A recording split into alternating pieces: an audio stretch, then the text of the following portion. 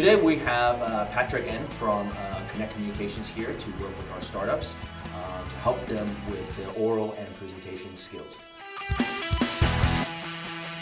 The FinTech Innovation Lab, the priorities have always been the mentorship that is given by the banks, by the financial institutions.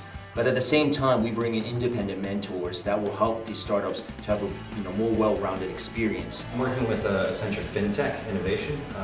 They needed some mentorship. They brought Connect in. They're working towards their presentation day, their investor day, these startups. And so we're just offering them some help in terms of their communication and their final pitch work. How would an email go from a counselor? There can be no margin for misunderstanding. Yeah. Precision in the message. Yeah, how to describe it? I mean, it was a communications class technically, but I think it was really about team learning, team building, team interaction, which even in saying that sounds very generic, but actually I think it was quite specific, how people interact, how they communicate in a group setting. I thought it was very useful, actually, very interesting. This is called colorblind. So what's going to happen is you guys are allowed to ask me one question. We were given blindfolds and we were giving a few shapes each, or everyone had different amounts of shapes. And the facilitator Patrick here had 2 shapes and we had to try to guess which shapes he had and also what colour they were. So this is green. What else do we have?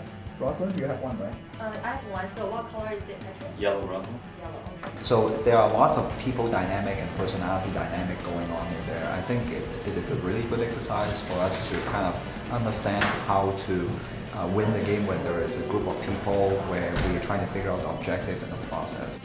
The idea is to guess the 2 that I've removed from this set in my pocket.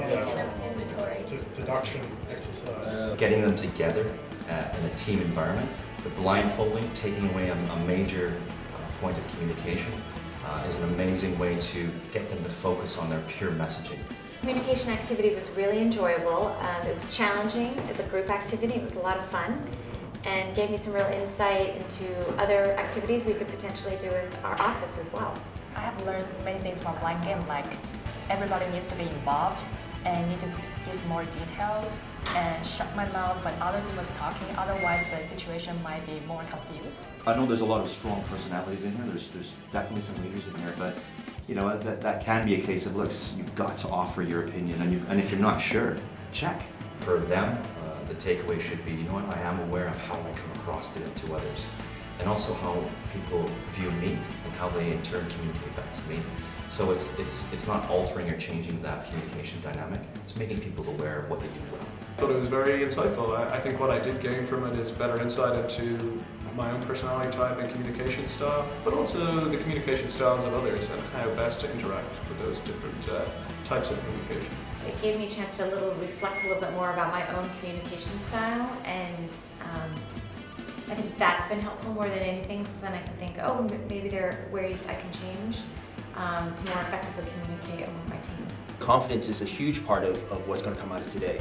These type of presentations and pitch communications, coaching, and workshop really build confidence towards someone getting in front of a camera or in front of a big live setting in terms of audience, because they really work on areas that teach them what are the importance of getting a clear message across to the audience. Hope you enjoyed the exercise. Maybe you guys found out a little bit about how you choose to communicate a little bit. So, thank you. Yeah. Thanks.